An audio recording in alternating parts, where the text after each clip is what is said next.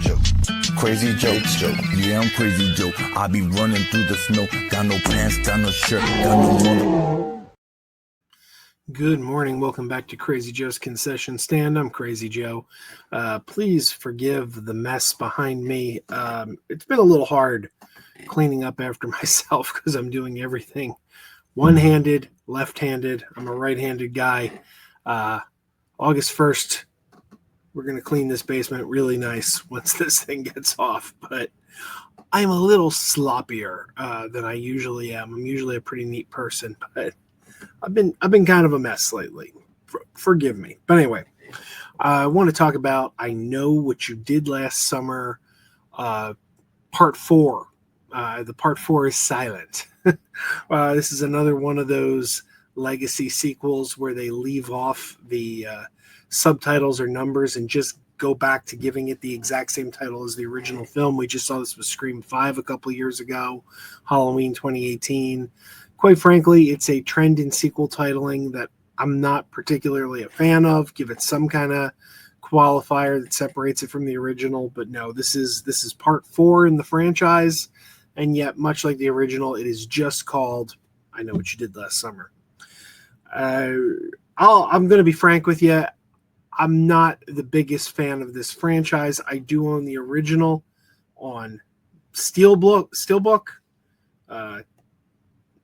This was sent to me for review by Mill Creek some time ago. That review is somewhere on this channel. Maybe it's on the old channel. I don't know. I switched channels at some point, but it's somewhere. It's on one of the channels. I did a review of this Steelbook Blu-ray. And this is the only one in the franchise that I own in physical media. I do own both of the sequels. I still Know What You Did Last Summer, and I'll always Know What You Did Last Summer on digital. I own so many movies on digital, it's ridiculous. And in fact, I owned it, but I had never seen the third film until this week. Going into Part 4, I Know What You Did Last Summer, Silent Part 4, I rewatched the entire franchise. And here's what I'm going to tell you. The new I Know What You Did Last Summer, Silent Part 4, is awful. It's awful. But as awful as it is, it's still the second best film in the franchise. The original is the best. And to be fair, I'm saying the original is the best. I gave this movie 2 out of 5 stars. I don't like it that much. And that's part of the problem with the I Know What You Did Last Summer franchise. Let's talk about it. I Know What You Did Last Summer, the entire franchise, has always felt like an also-ran to Scream. It really does. Scream came out in 1995, or was it 95? I Know What You Did Last Summer was like a year later, maybe 2 years later. I don't know. Was this 95, 96? 97, I guess. This was a 97 movie, right? So maybe it was 1 year after Scream. I don't know. But anyway, it was promoted heavily as from the writer of Scream. Kevin Williamson wrote the script. It was really in the marketing of the original film tried to tie it in with Scream to the point. Let me tell you how far they went. To the point that I worked at a supermarket. I worked in the pizza shop back in 1997 at a local supermarket.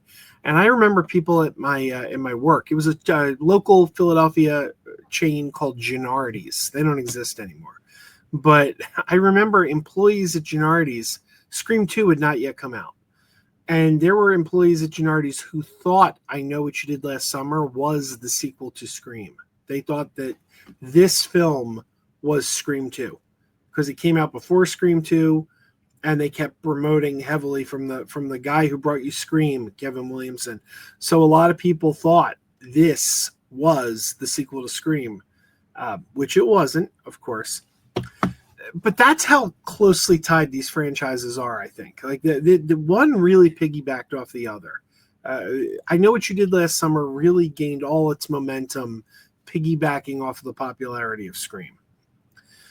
And it shows. This entire franchise feels like a Scream piggyback. To the point where a couple years ago, Scream came back with the Scream 5, and the 5 was silent, just Scream. And now I Know What You Did Last Summer is doing the exact same thing.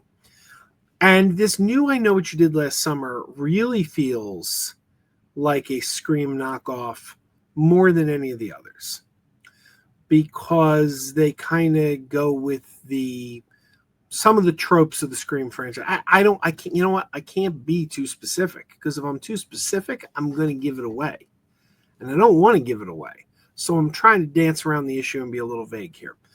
But one of the major tropes that we expect from a Scream movie hasn't really been present in the I Know What You Did Last Summer franchise until part 4. And now we're like, they're doing the Scream thing.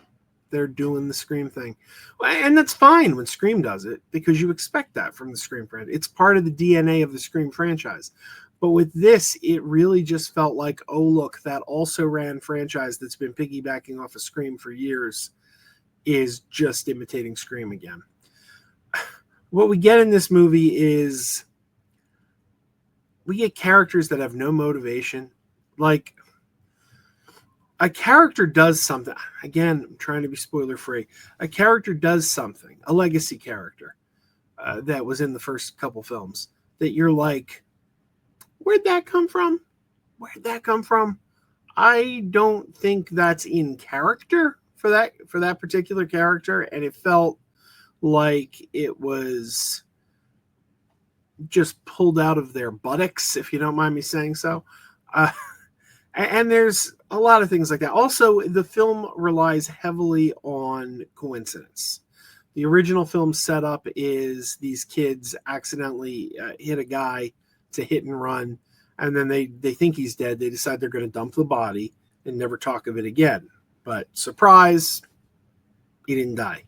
And he comes, spoilers on a movie that's like 30 years old. He's looking for revenge. So the whole concept of we did something one summer and we covered it up, and now a year later we're dealing with the repercussions. That's the setup for the first I Know What You Did Last Summer. And it's also the setup for the third I Know What You Did Last Summer. Because in I'll Always Know What You Did Last Summer, we have a different set of kids who basically do the exact same thing. They do something, they cover it up, they swear not to talk about it, and a year later, someone's coming after them because he knows what they did last summer. And now in this fourth one, it happens again to a different group of kids. And they do something, and a year later, someone knows what they did last summer. This time they go and they track down the legacy characters. They track down Julie and Ray, and they're like, it happened to you, now it's happening to us.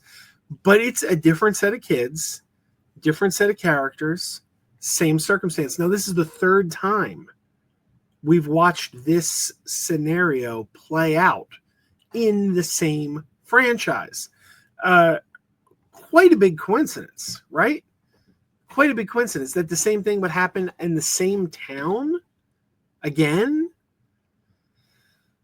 I mean, maybe somewhere, like at least the second one takes place in a different state. The second one takes place in Colorado, or the third one. I'll Always Know. And I'll Always Know is awful, by the way. But at least it has the credibility of, well, it's sometime later and it's a different time, a different place. And they only know about the events of the first one because they read about it. Like it's, kind of become like urban legend because, I don't know, they read about it in the paper or something or saw it on the news. But the fact that the same thing, it reminds me of, remember in Die Hard 2 when Bruce Willis, how can the same thing happen to the same guy twice? And then years later, Ben Stiller on the Ben Stiller show did Die Hard 12, Die Hungry, where John McClane on Christmas Eve was shopping in the supermarket and terrorists took over. And he says, how can the same thing happen to the same guy so many times? And that's kind of where we are here. How could the same thing happen so many times? Because this is the third time the same set of events happened. It defies all believability. I didn't like this at all. I really didn't like this. But yet it's still better than the second and third. The second one, I Still Know What You Did Last Summer, abysmal. Just an abysmal film. And the third one is also terrible. But I'm going to give it a slight edge over the second one because the second one's just so bad. At least the third one. No, and that's the other thing. The first, third, and fourth film all have the scene where the characters, they do what they do, then they don't talk to each other for a full year. Then they start getting the I Know What You Did Last Summer notes, and then they got to do that thing where they all come back together and track each other down, despite the fact they haven't seen each other in a year. And there's always the one guy who never left the town, and he's still working in the town. We thought he'd move on to bigger things, but he didn't. And then they have to go find him at his place of work, and he's like, "What are you doing here? I never thought I'd see you guys again." Well, it's like we got that scene 3 times. We got that scene 3 times in 3 different movies. I don't know. Maybe I'm being too critical here. Again, I said I've never been a huge fan of the I Know What You Did Last Summer franchise. The original, I don't love this movie, but it's far and away the best. And these sequels have all been varying degrees of terrible. And this new one is probably the second best film in the franchise, but it ain't good. I cannot recommend I Know What You Did Last Summer 4. I wish I could, but I can't. And there is teasers and, lead-ins for an I Know What You Did Last Summer 5. So don't be surprised if we see an I Know What You Did. And let's also talk about the titling of these movies. The second one's called I Still Know What You Did Last Summer, but they did it 2 summers ago. Because they did it, and then the next summer, the guy's like, "I know what you did last summer." And then the next summer, he comes after them again, and it's like, "I still know what you did last summer." But they did it 2 years ago now. So it's not last summer anymore. It's now, "I still know what you did 2 summers ago." At least in the third one, I'll always know it's a new set of events. So it did happen last summer again. I don't know. And then again, look, they make a 5th one. I'm going to go watch it. I'm invested now. I've seen 4 of these movies, but and and they're all watchable. I'll say that. They're all watchable. Even if they're dumb, you're not bored. Like there's nothing worse than watching a movie and you're bored and you're like, when's this thing going to end? And you're checking your watch. You don't get that. So there's that. All the I Know What You Did Last Summer films are watchable. We'll give them that. But I cannot recommend, if you're a fan of the franchise, that this is something that interests you, definitely go check it out, make up your own mind. I don't like people just like, "Oh, well, I was going to see that, but then I heard it was bad." No, you make up your own mind because film is subjective. Maybe you'll like it. I always say, if you were interested in a movie, if there was a movie you were interested in seeing, don't let me dissuade you because your opinion may vary.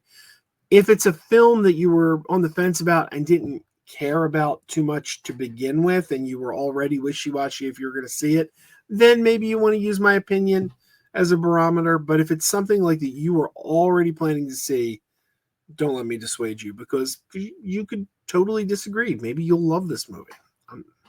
To each their own, right? All right, everybody. Till next time, keep wearing those pajamas.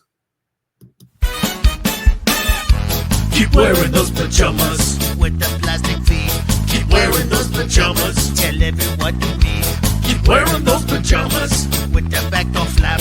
Keep wearing those pajamas. Don't open it, it's a trap. Oh no, it's a trap.